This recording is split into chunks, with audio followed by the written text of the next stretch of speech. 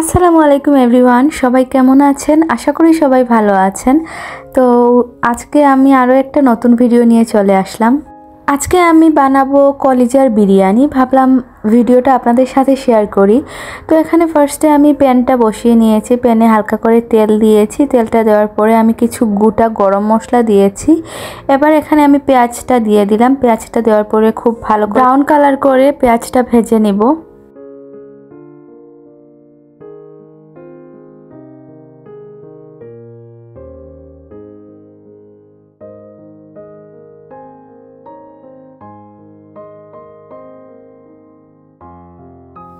যখন পেঁয়াজটা brown colour করে ভাজা হয়ে যাবে তখন এখানে আমি একটু পানি অ্যাড করব। আমি এখানে গরম পানি অ্যাড করেছিলাম।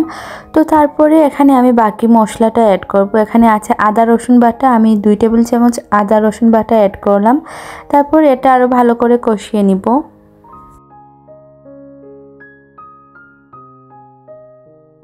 2 থেকে 3 মিনিট ভালো করে কষিয়ে নেওয়ার পরে এখানে আমি গুঁড়া মশলা অ্যাড করব। তো প্রথমে আমি দিয়ে দিলাম ধনে গুঁড়ো, এরপরে অ্যাড করলাম জিরে গুঁড়ো,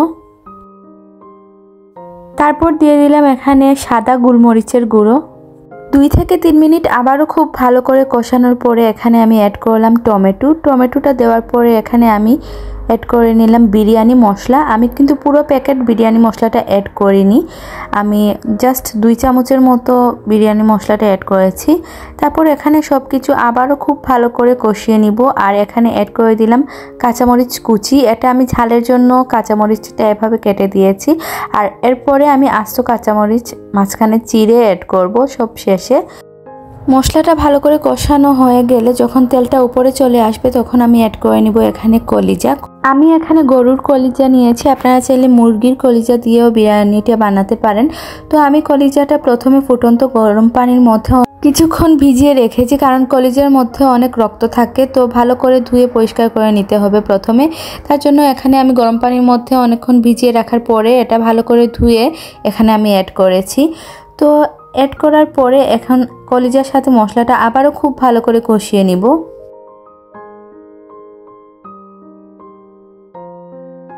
মশলাটা ভালো করে কষিয়ে নিয়ে ঢাকা দিয়ে কিছুক্ষণ আমি এটা রান্না করে নিলাম। আমি কিন্তু এখানে কোনো পানি ইউজ করিনি, কলিজা থেকেই প্রচুর পরিমাণে পানি বের হয়। ওই পানিটা দিয়েই আমি কলিজাটা 30%-এর মতো সিদ্ধ করে নিয়েছি। এবার আমি এখানে আলুটা অ্যাড করে নিব। আলু অ্যাড করার পরে এখন এটা আমি আবারও কিছুক্ষণ কষিয়ে নিব। আলুটা 70% সিদ্ধ হওয়া পর্যন্ত এটা আমি রান্না করে নিব। তো ভালো করে নেড়ে দিয়ে এটা আমি ঢেকে কিছুক্ষণ রান্না করে নিব।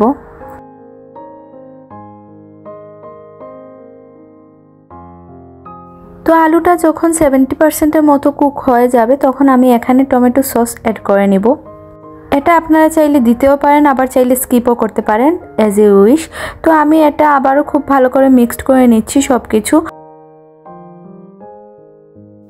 এবার আমি এর মধ্যে চালটা অ্যাড করে নিব। তো আমি চালটা প্রথমে আধা ঘন্টার মতো ভিজিয়ে রেখেছিলাম, এরপর ধুয়ে এটা পানি ছড়িয়ে রেখেছি। এবার আমি এর মধ্যে চালটা দিয়ে দিব।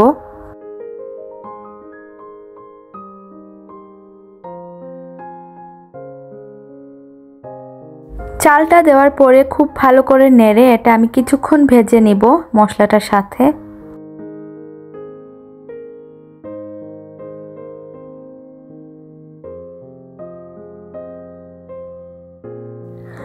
চালটা মোটামুটি ভাজা হয়ে গেলে এখন এখানে আমি গাজর কুচি আর আস্ত কাঁচামরিচটা অ্যাড করে নিব।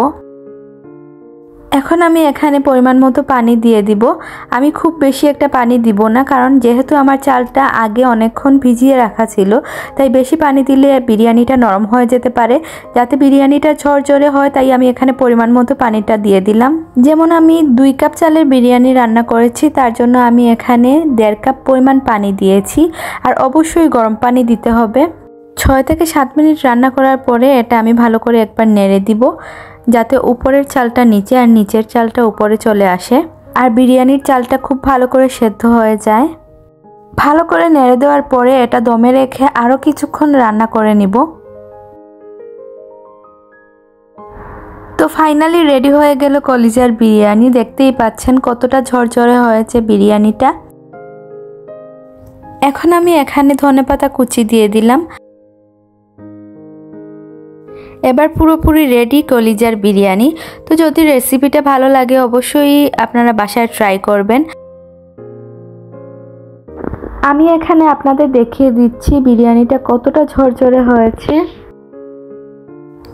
এই কলিজার বিরিয়ানিটা আপনারা একবার হলেও বানিয়ে খেয়ে দেখবেন, অবশ্যই আপনাদের ভালো লাগবে।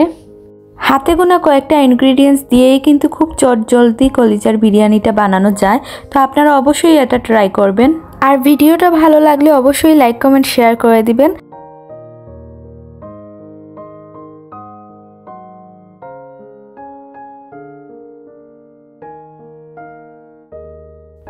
আজকের ভিডিওটা এই পর্যন্তই, দেখা হবে নেক্সট কোনো ভিডিওতে। ততক্ষণ পর্যন্ত সবাই ভালো থাকবেন, সুস্থ থাকবেন, আমার জন্য দোয়া করবেন। আল্লাহ হাফিজ।